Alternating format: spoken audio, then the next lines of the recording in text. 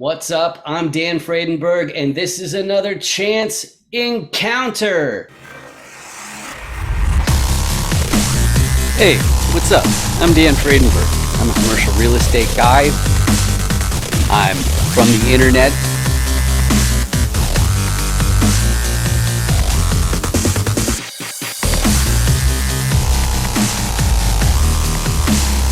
Power lines that are just kind of close. What's up again? This is Dan Fredenberg.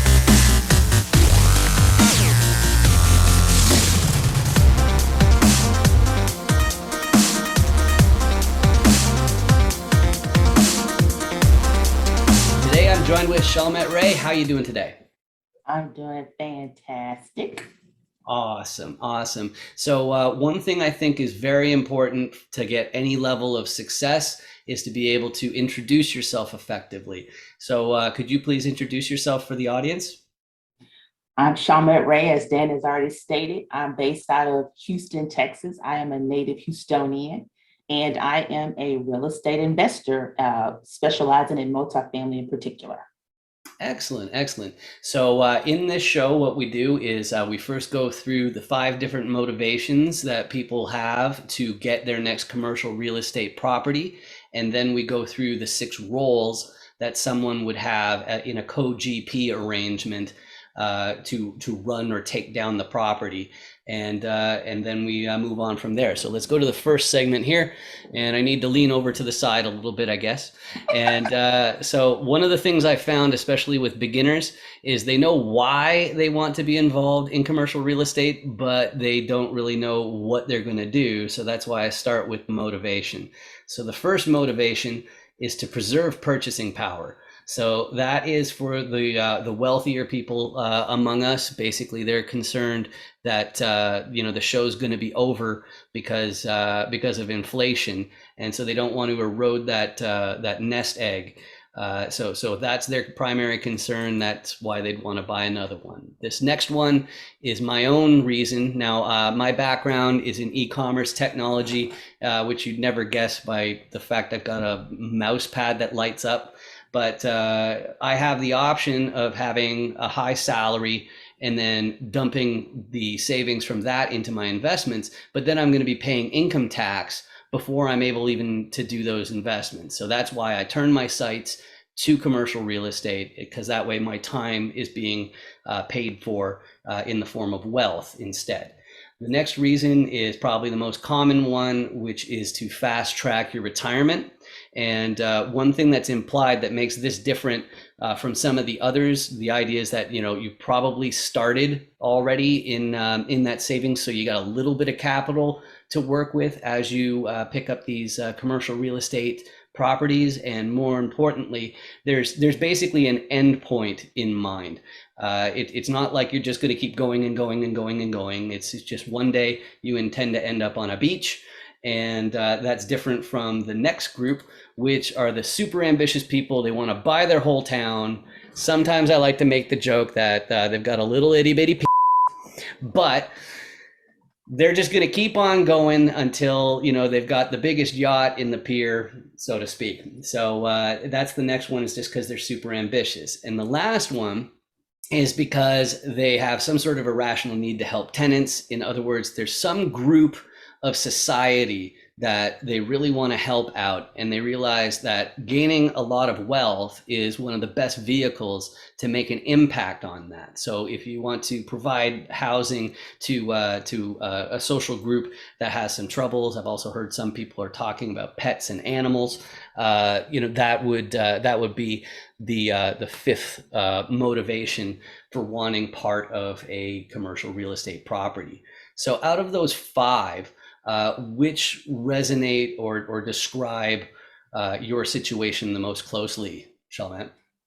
Fast track retirement for sure, Dan. Yep, that makes lots of sense. And so you want to fast track the retirement. That brings us over to the roles that we play. Some people, a lot of people I've been finding recently, they tend to be capital raisers, which is a form of financier.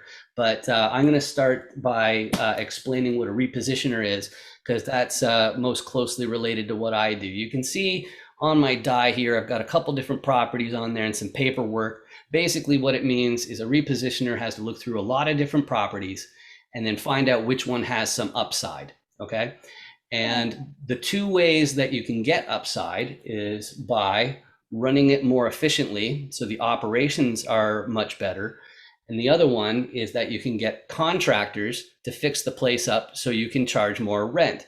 And basically, the idea why you have to look through so many properties is because I like to say that real estate is the world's second oldest profession. So chances are, if the current owners could raise the rent, they would have. So right now we're in the hottest real estate market in history. So more efficient operations probably won't work, but that's why a lot of people rely on heavy value adds by getting the contractor, making the place nice so they can raise the rent. But me, I'm from the internet. So that means I need a local. I need somebody who can be there in an hour or something like that, because I'm not going to hop on a plane every time a toilet gets clogged or we got some sort of similar problem where somebody in the fold needs to be involved. So those are the everyday roles. And the financier, in other words, the bank, I also mentioned that capital raisers would also be a financier. But as a repositioner, I go to the financier, the bank, and I say, hey, I need a whole whack of money. I need a few $1,000,000 to buy this property. So they'll look at the team and they'll say, okay, you got all those ducks in a row. Okay, that's cool. But they'll say, who is your sponsor? And if you're a beginner, you'll probably be like, what's that? And a sponsor is a person who already owns a similar asset.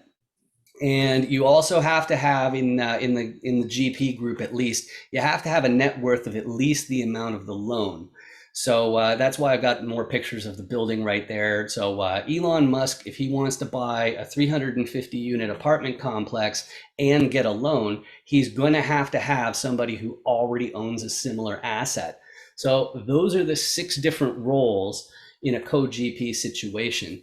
So out of those, what are your core competencies, or what would you be helping your team to do and take down those properties? A local. I'll be a local because right now I focus primarily on the market that I'm located, which is the Houston MSA. And I'm a native, so I know the ins and outs of just all the submarkets involved. I'm boots on the ground, very well versed on what's trading and how much is trading for, when was the last time it traded, just all the details that are hard to come by unless you're actually boots on the ground and you're here day in and day out. And I would obviously be able to also help with those day-to-day tasks on any team that operations, right? Exactly. Right, exactly. Good stuff. And so the only other thing that I wanted to add about operations, in the picture, I got the Benjamins going down the toilet there.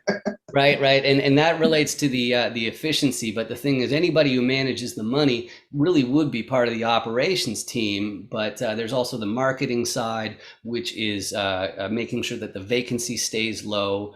And so that's part of that as well. And that's closer to what I do personally.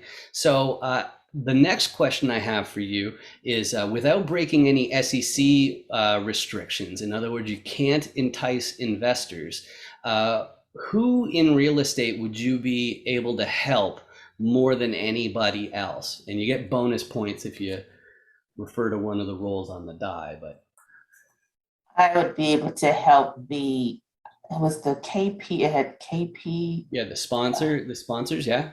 Right, the sponsors and or KPs. Can I pick 2, Dan, or no, I have Absolutely. to pick 1?